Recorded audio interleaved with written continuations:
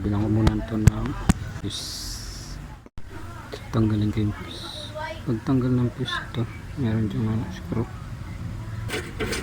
Tapos ito pa, screw dyan. Hawakan nyo ito. Masira ito nga. Nakatakot. Parang masisira siya. Hindi nyo pinigilan to, matatanggal to. So yan yung fuse niya.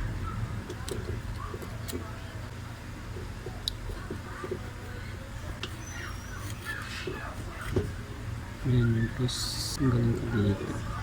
Okay lang, meron lang kayo ito. Utility cutter.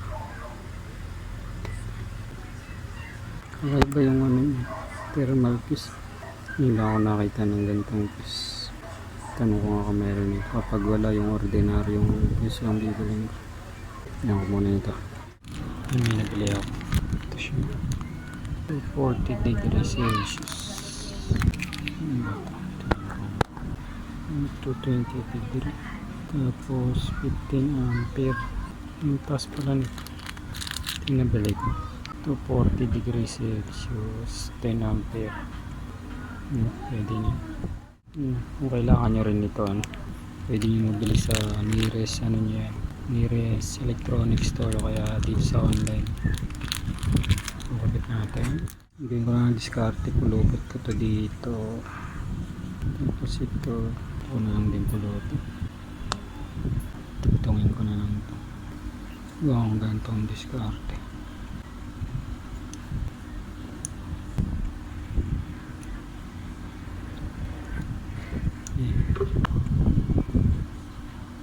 Yan lang. Sinama ko.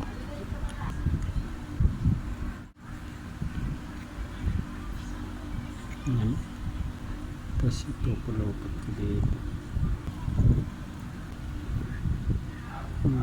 Tapos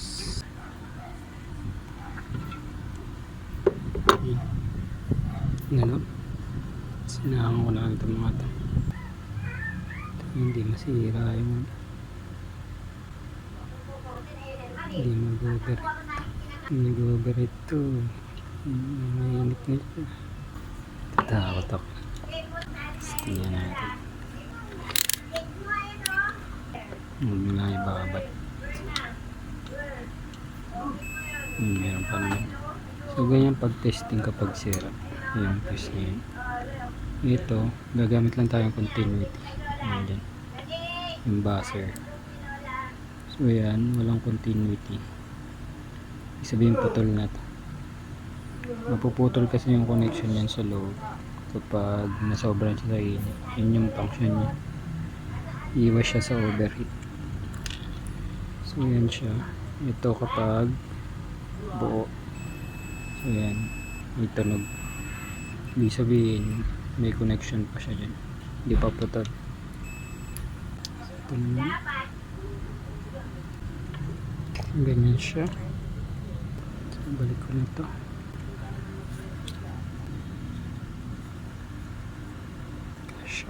Kasya ka. Slip dito. Ayari. Bigay ko ng konti. Pasok ko. Mapapasok ko na. Mapapasok ko na. Yun. Yun, binuntot ko muna. Okay. Ito, sino siya? Ito siya.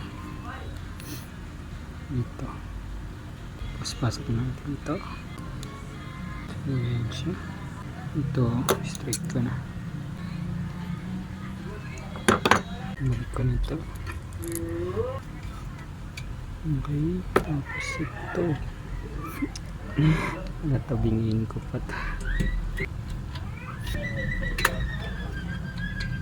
May pasok.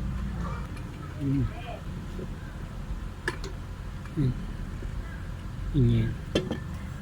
Lalayan niya. Natanggal siya niya. Nagkakaproblema. So yan. Testerin ulit natin. Gamit lang tayo ng buzzer. Yun. Yan siya. Meron na. So, tester na natin to kung meron ng resistor. Set ka saan. Ayan, meron siya sa resistance 1.3 1.3k.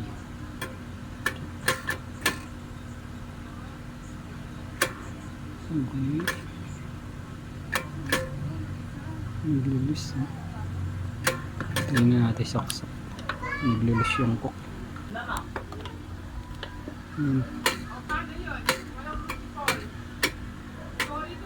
Okay. Hindi magana naman. Naka-warm. So, natin. Test natin per minute. Ganun ka ng saksak. Yun, init siya. Okay, balik na natin yung takip. Okay, testing ulit. Okay, last test. Ano gusto ba, editor?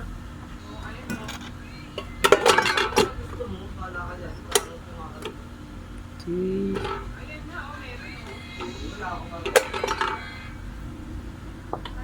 So, okay na. Aray. So, thank you po sa panood niyo. Balikin natin sa mayari.